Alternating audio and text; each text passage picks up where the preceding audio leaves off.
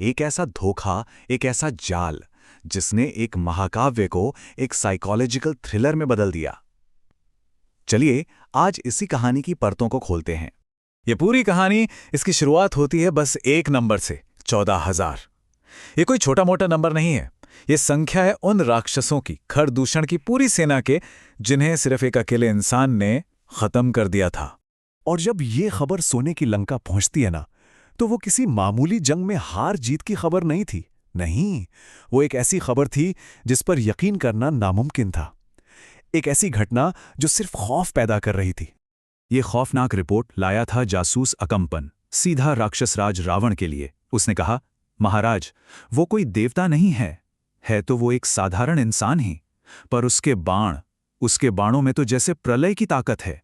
तो चलिए अब सीधा चलते हैं लंका के दरबार में, एक ऐसी जगह जहां डर ने दुनिया के सबसे ताकतवर राजा को भी खामोश कर दिया था। देखिए, रावण का गुस्सा सिर्फ अपनी सेना के हारने का नहीं था। नहीं, ये तो उसके अहंकार पर एक सीधी चोट थी। एक ऐसी चुनौती जिसकी उसने कभी कल्पना भी नहीं की थी। सोचिए, एक ऐसा राजा जिसके दम से खुद समय भी कांपता हो, आज उसे एक गहरा, एक मनोवैज्ञानिक झटका लगा था।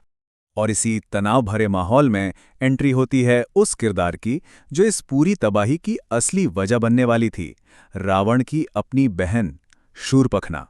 शूर्पणखा बहुत बहुत चालाक थी। वो जानती थी कि रावण गुस्से में है। उसने उस गुस्से को एक सीधी लड़ाई से हटाकर एक बिल्कुल नए जुनून की तरफ मोड़ दिया। वो जंग की बात नहीं करती, नहीं, वो तो रावण के सामने एक इनाम रखती है। वो कहती है, उसकी पत्नी सीता तीनों लोकों में सबसे सुंदर स्त्री है, वो आपकी रानी बनने के लायक है, उसकी नहीं। और बस यहीं से सब कुछ बदल जाता है। रावण का गुस्सा अब वासना में और एक रणनीतिक जीत की चाहत में बदलने लगता है। तो पॉइंट ये है कि रावण को अब ये समझ आ चुका था कि वो आमने सामने के लड़ाई का खतरा नहीं उठा सकता। अब रास्ता सिर्फ एक था, धोखे का, एक ऐसी साजिश का जो बल से नहीं, छल से रची जाए। लेकिन छल की किसी भी योजना को अंजाम देने के लिए एक मोहरे की, एक हथियार की जरूरत तो पड़ती है। और इस काम के लिए रावण पहुंचता है अपने मामा मारीच के पास। अब मारीच के बारे में एक बात जानना बहुत जरूरी है। वो कोई बहादुर राक्षस नहीं था जो इस साजिश का हिस्सा बनना चाहता हो, बल्कि वो तो डर में जी रहा था। वो पहले भी राम से टकरा चुका था और जानता था कि एक ही बाण ने उसे 100 योजन दूर फेंक दिया था। वो रावण से बेहतर जानता था कि वो किससे पंगा लेने जा रहा है। तो मारीच वो बुरी तरह फंस चुका था। उसके सामने दो रास्ते थे और दोनों ही मौत की तरफ जाते थे। या तो वो मना कर दे और अभी इसी वक्त रावण की तलवार से मरे, या फिर वो हां कह दे और बाद में राम के बाण से। वो रावण की साजिश का एक ऐसा मोहरा बन गया जो बनना ही नहीं चाहता था।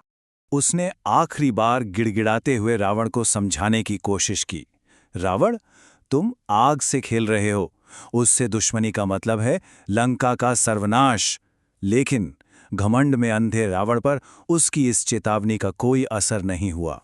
तो अब चलते हैं कहानी के अगले पड़ाव पर, पंचवटी वन, वही जगह जहां वो खतरनाक जाल आखिरकार बिछाया जाने वाला था। सब कुछ तैयार था, मंच सज चुका था, उस एक माया के लिए, उस एक धोखे के लिए जिसने इतिहास की धारा ही बदल दी। ये वही पल था जो सबकी किस्मत का फैसला करने वाला था। और मारीच का भेस वो कोई मामूली भेस नहीं था। वो एक ऐसा मायाजाल था जिस पर यकीन न करना मुश्किल हो।